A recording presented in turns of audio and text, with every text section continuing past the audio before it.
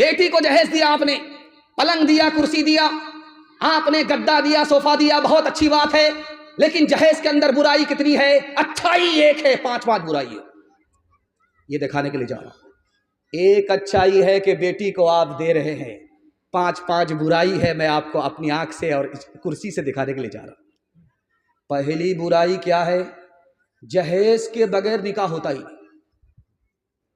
जहेज के बगैर निकाह होता ही। दूसरी बुराई दिखाने के लिए जा रहा हूं, जहेज छोटा नहीं होता, 18 चक्का ट्रक भी छोटा पड़ जाता। दूसरी बुराई। तीसरी बुराई दिखाने के लिए जा रहा हूं, जो बाप जहेज देता है वो दिखा करके देता है, छुपा करके नहीं देता। वो दिखा करके इधर देता है, गरीबों की बेटियों पर आसमान से बिजली गिरती है।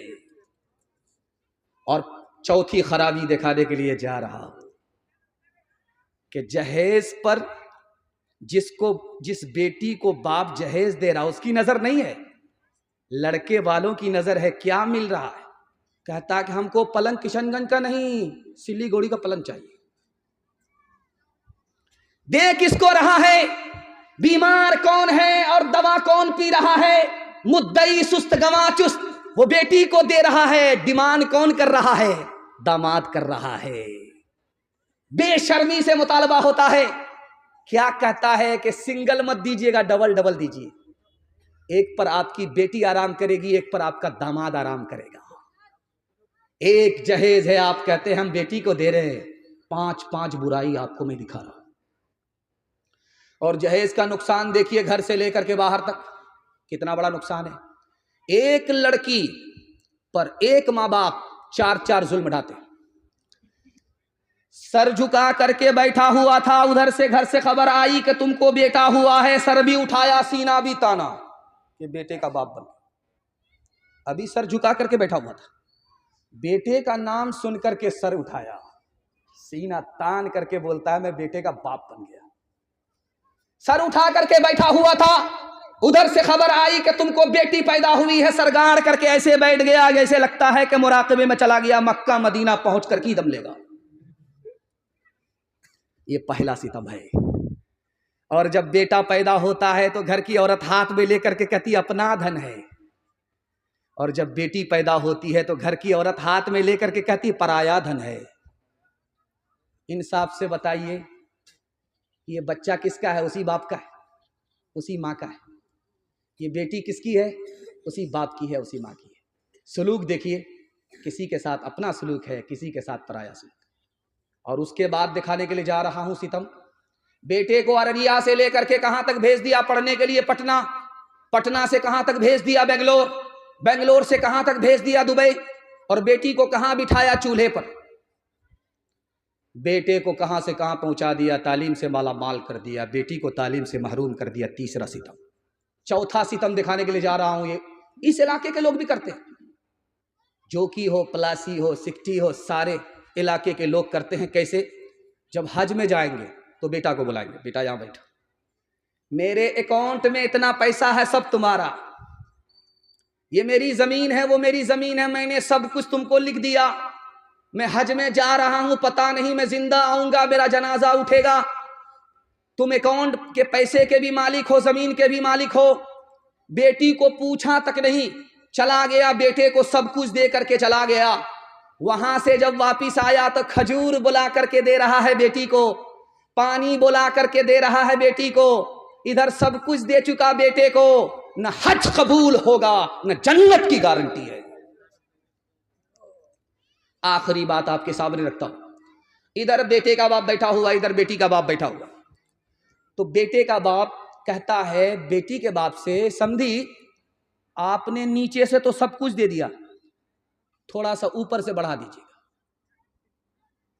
अब उस बेचारे का सर चकरा गया कि नीचे से गाड़ी भी दे ही दिया है, पैसा भी दे ही दिया है, सामान भी दे दिया, सब कुछ नगद दे दिया, ऊपर से क्या बढ़ाने के लिए बोल रहा है? तो कान में कहता है कि समधी ऊपर से क्या बढ़ाए?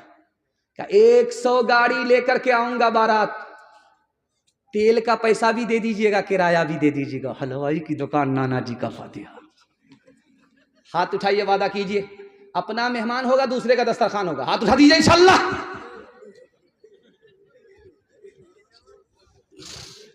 कितना सच है कितना झूठ है, कितना हक है कितनी लूट है, कितना हक है कितनी लूट है, रख सभी का लाज कुछ न बोल, क्या है ये समाज कुछ न बोल, क्या है ये समाज कुछ न बोल, ढोल का ये बोल सिर्फ देख ले, ऐ दिल ज़बान खोल, सिर्फ देख ले, ऐ दिल ज़बान खोल, सिर्फ देख ले, ऐ दिल ज़बान खोल, सिर्फ देख ले, मान ले जहाँ की बात को, दिन समझ ले काली रात को, दिन समझ ले काली रात को, चलने दे यूं ही ये सिलसिला,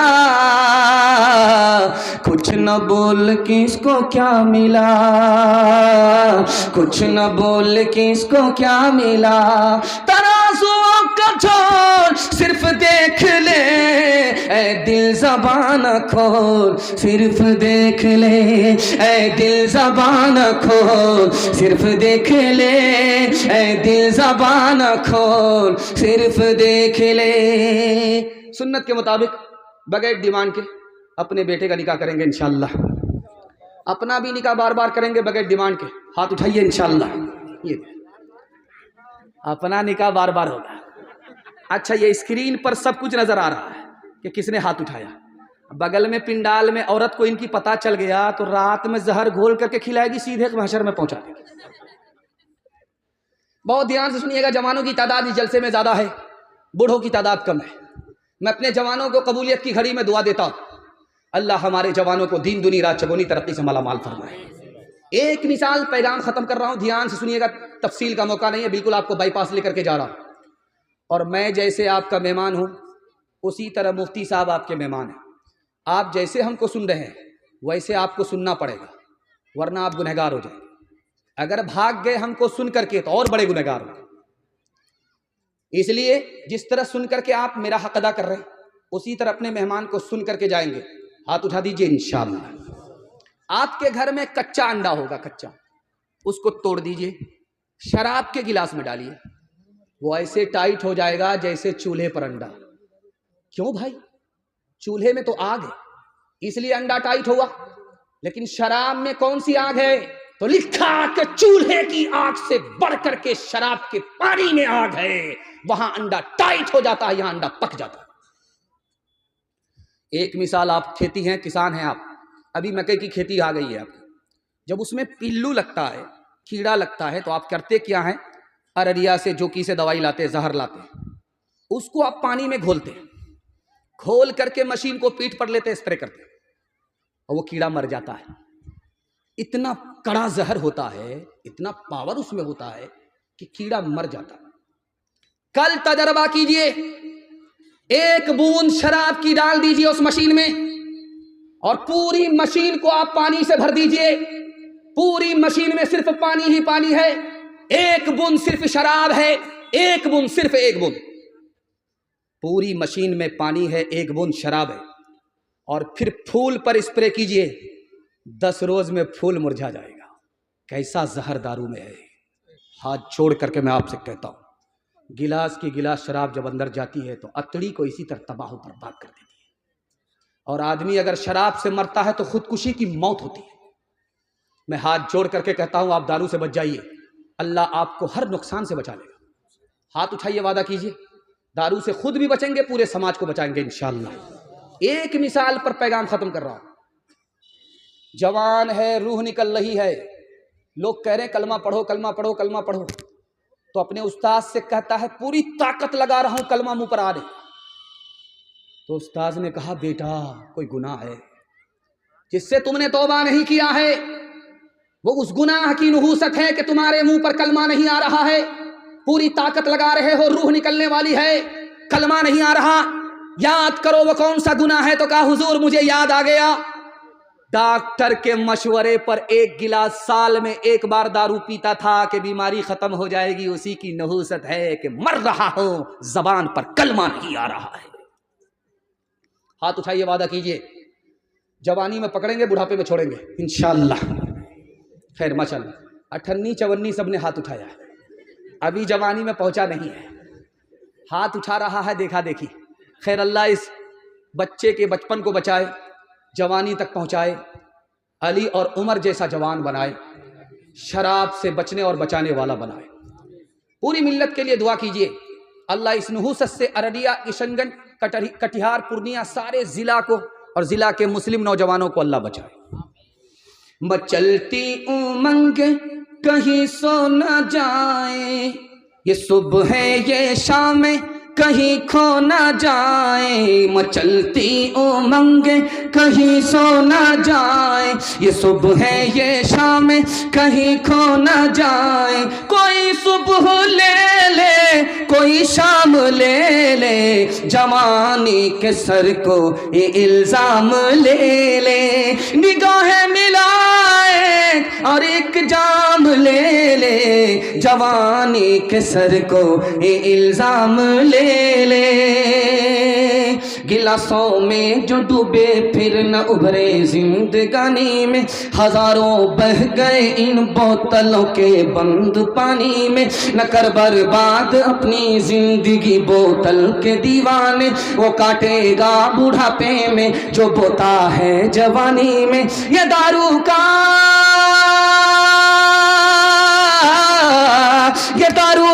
पियाला मौत का कड़वा पियाला है।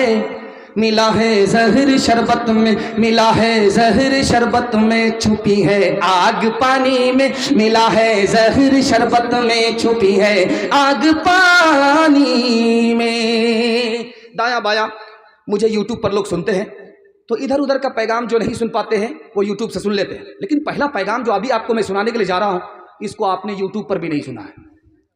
यह हमारी खुशकिस्मती है कि मैं आपको सुना रहा हूं, आप सुन रहे हैं। लेकिन इससे बड़ी खुशकिस्मती हमारी ये होगी कि आप इसको याद करके ले जाएंगे। मैं गारंटी लेता हूं आपके घर में कभी झगड़ा नहीं होगा। याद रखेंगे इंशाल्लाह। हाथ उठा दीजिए, उठने से पहले कान में लेंगे, उठने के बाद कान से निकाल देंगे। हाथ उठाइए इंशाल्लाह। खैर माशाअल्लाह, आप इस पैगाम की हिफाजत कीजिए। पहली बार मैं आपको सुनाने के लिए जा रहा हूं। लोग झाड़ फूक करने वाले के पास आकर के क्या कहते हैं? तावीज़ दे दीजिए, मेरा बेटा जेल में है, तावीज़ दे दीजिए, छूट करके आ जाए। तो झाड़ फूक करने वाले आमिल ने कहा कि किस वजह से तुम्हारा बेटा जेल में गया?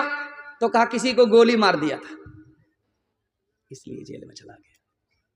बताइए तावीज़ का फायदा होगा? ध्यान से सुनिए। एक आदमी दौड़ करके आया आमिल के पास, झाड़ फूक करने वाले के पास, बोला मेरे घर में खुद ब खुद आग लग जाती है, घर कल जलकर राख हो जाता, पता नहीं चलता किसने लगाई और आग कहां से आई। घर जलकर राख हो गया। तो आमिल समझदार था, दीनदार था, उसने कहा तुम्हारे घर में गुनाह हो रहा है, गौर करो कौन गुनाह कर रहा है। जब तक उस गुनाह को नहीं रोकोगे, लोग तौबा नहीं करेंगे, आग इसी तरह आती रहेगी, घर जलकर राख होता रहेगा। जब गौर किया गया तो घर का जो बूढ़ा था वही चोरी छुपे दारू पी रहा था। तीसरे नमूने को याद रखिए, जिसके लिए मैं अभी आपको तैयार कर रहा हूं। लोग झाड़ फूक करने वाले के पास आकर के क्या कहते हैं कि फुला ने कर दिया है, मेरा कारोबार फेल हो गया, फुला ने कर दिया है, मेरा बेटा बीमार पड़ गया और उसका जनाजा उठ गया। याद रखिए, अगर कोई आपको कहता है कि किसी ने जादू किया और आपका कारोबार फेल हो गया, किसी ने जादू किया आपका बेटा मर गया, वो झूठ बोलता है। कुरान पर भी झूठ बोलता है, हदीस पर भी झूठ बोलता है। कुरान कहता है, हदीस कहती है, दो चीजों पर जादू का असर होता ही नहीं। रोजी पर जादू का असर नहीं होता और मौत के ऊपर जादू का असर नहीं होता। जादू के जरिए कोई किसी की रोजी छीन नहीं सकता, जादू के जरिए कोई किसी की जान ले नहीं सकता। अगर कोई बोलता है तो वह हदीस पर झूठ बोल रहा, कुरान पर झूठ बोल रहा है। इसलिए दिमाग से आप ये निकाल दीजिए कि कारोबार फेल हो रहा है तो किसी ने जादू किया है, बेटा मर गया बीमार है और बीमारी के बाद मर गया है तो किसी ने जादू किया है। बिल्कुल गलत है, दिमाग से आप इसको निकाल दीजिए। अभी जो मस्जिद बनती है, मस्जिद में जो वजू खाना होता है तो उसको आप देखेंगे टोटी होती है, उसको खोलता है आदमी, पानी लेकर के वजू करता है। ये स्टैंडर्ड ज़माना है, पहले ऐसा नहीं था। पहले हौज होता था, उसमें लोग वजू करते थे। कुआं होता था, उससे खींच करके लोग पानी निकालते थे। उसी कुएं को फिर हौज की शक्ल में तब्दील किया गया। तो लोग हौज के नीचे नाला होता है, उसी के नीचे वजू करते हैं, वो नाले से पानी निकल जाता है। तो हौज में बिच्छू गिर गया, डूबने लगा। तो किसी को रहम आया, तरस आया, हाथ जो बढ़ाया कि ये मेरी उंगली पर चढ़ करके जान बचा लेगा, तो उसने डस लिया। इसने फिर हाथ खींची, दोबारा बिच्छू डूब रहा है, इसने दोबारा उंगली बढ़ाई कि ये जान बचा लेगा, फिर उसने डस लिया। फिर उसने तीसरी बार उंगली बढ़ाई, फिर उसने डस लिया। फिर चौथी बार उंगली बढ़ाई, उसने डस लिया। बगल के आदमी ने कहा कि उस जालिम पर तुम रहम क्यों करते हो, जिसको भले बुरे की तमीज नहीं है, डूब करके मर जाने दो। उस अल्लाह के बंदे ने, उस आरिफ ने कैसा प्यारा जवाब दिया है, आपके दिल से हर नफरत दूर हो जाएगी। आप क्या कहते हैं, जब मेरा भाई मेरी मदद नहीं करता मैं क्यों मदद करूंगा, जब मेरा भाई मेरी मदद नहीं किया मुसीबत में, मैं क्यों मुसीबत में मदद करूंगा। आप ये आम बात बोलते हैं। जब वो झगड़ा शुरू किया है तो मैं झगड़ा खत्म क्यों करूंगा, जब उसने माफ नहीं किया तो मैं क्यों माफ करूंगा। उस आरिफ ने कहा कि एक बात सुन लो, वो बिच्छू बुरा है, बुरा होकर के बुराई को नहीं छोड़ता, मैं भला होकर के भलाई कैसे छोड़ सकता हूं। हाथ उठाइए, वादा कीजिए अपने भाई को माफ करेंगे, मोहब्बत करेंगे, मदद देंगे, बदला नहीं लेंगे।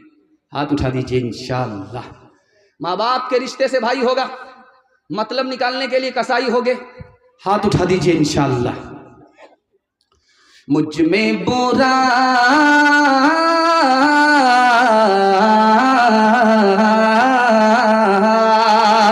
मुझ में बुराई भी, मुझ में भलाई भी, लाखों है मैल दिल में, थोड़ी सफाई भी, थोड़ी सफाई भी, थोड़ा सा नेक हो, थोड़ा सा नेक हो, थोड़ा बेईमान हो, दुनिया जो चाहे समझे, मैं तो इंसान हूँ, मैं तो इंसान हूँ। जीवन का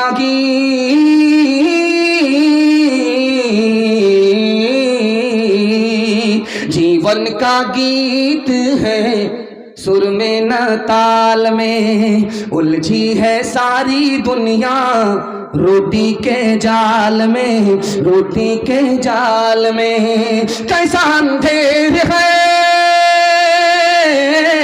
कैसा अंधेर है, मैं भी हैरान हूँ। दुनिया जो चाहे समझे, मैं तो इंसान हूँ, मैं तो इंसान हूँ।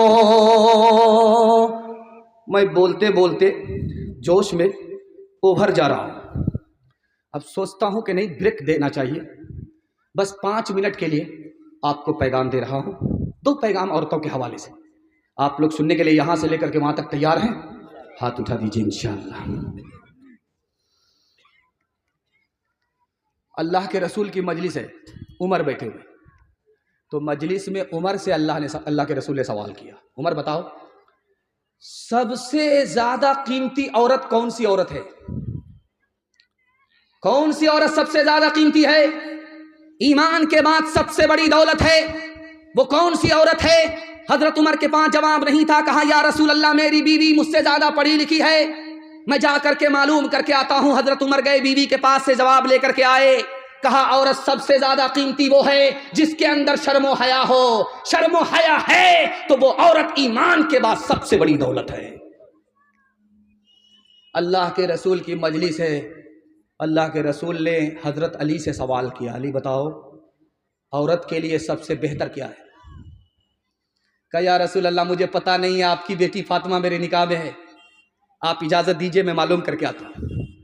हजरत अली गए, वापिस आए और फातिमा का जवाब लेकर के आए कि या रसूल अल्लाह, सबसे अच्छी औरत वो है जो किसी अजनबी मर्द को ताक झांक ना करे।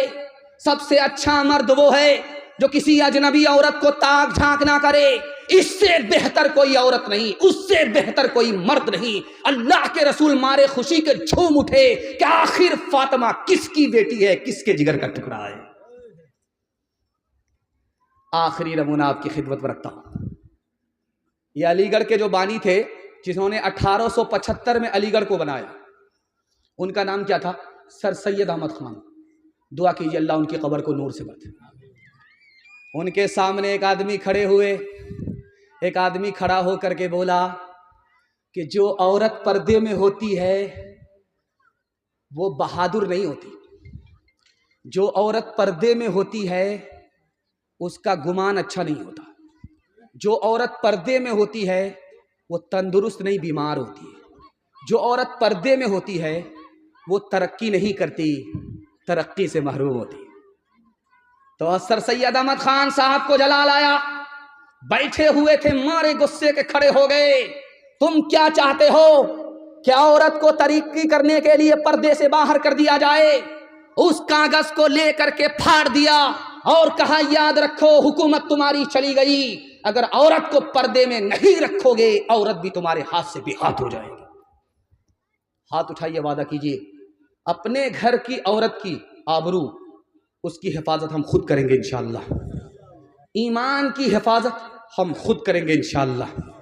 बहू पर्दे में होगी, बेटी पर्दे से बाहर, हाथ उठाइए इंशाअल्लाह।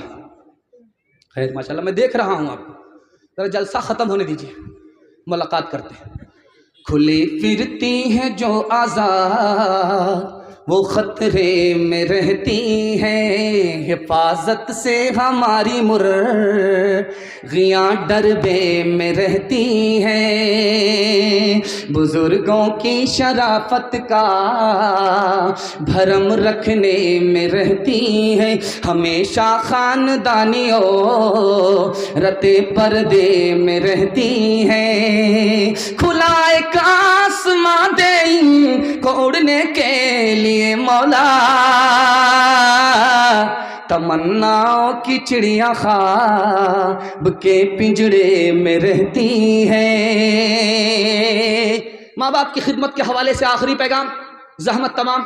आपने इतना अच्छा सुना कि मैं जिस वक्त आया था ये जलसा नहीं था, मिलाद था। मुश्किल से 150 आदमी होंगे। मैंने सोचा कि अल्लाह अकबर, इतना बड़ा पिंडा, ये इतना छोटा मिलाद क्या होगा? तो मैंने सोचा मुझे क्या फ़र्क पड़ता है, अगरबत्ती जलाऊंगा, मोमबत्ती जलाऊंगा, चरागी मुरादी लेकर के 9-11 हो जाऊंगा। लेकिन अल्लाह का शुक्र है, होते हवाते इतना बड़ा मजमा हो गया, मिलाद से आपका जलसा बन गया। मैं दुआ करता हूँ अल्लाह ज़मीन से लेकर के आसमान तक इसको कबूल फरमाए। माँ बाप की खिदमत के हवाले से सिर्फ 3 मिनट का पैगाम, ज़हमत तमाम आपकी खिदमत पर रखता हूँ, ध्यान से सुनिएगा। औरत को जब आप देखेंगे कुर्सी पर बैठ करके है, गाल पर हाथ रख करके है, तो समझ जाइए इसको कोई सदमा है। कुर्सी पर बैठ करके है, गाल पर हाथ रख करके है, समझ जाइए सदमा।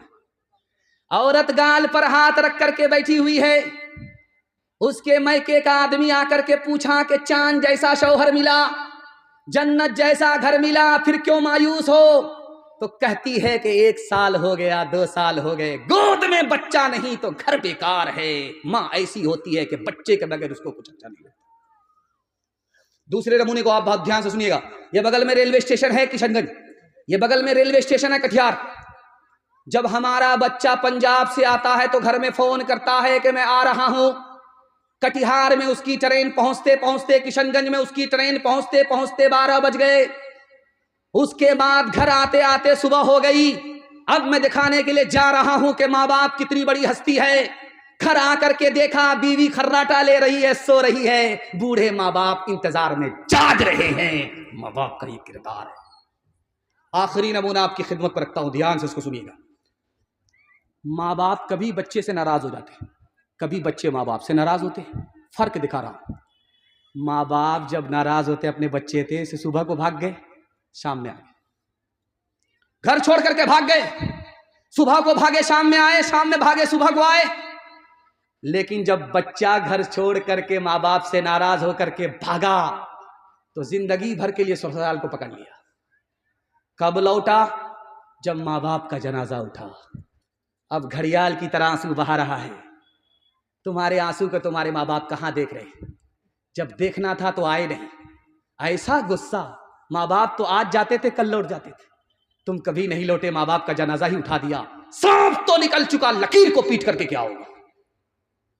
हाथ उठाइए, वादा कीजिए, माँ बाप जब तक जिंदा रहेंगे खिदमत करेंगे, माँ बाप को माफ करेंगे, बदला नहीं लेंगे इंशाअल्लाह। माँ बाप को माँ बाप कहेंगे, सास ससुर को किबला और काबा कहेंगे, हाथ उठाइए इंशाअल्लाह।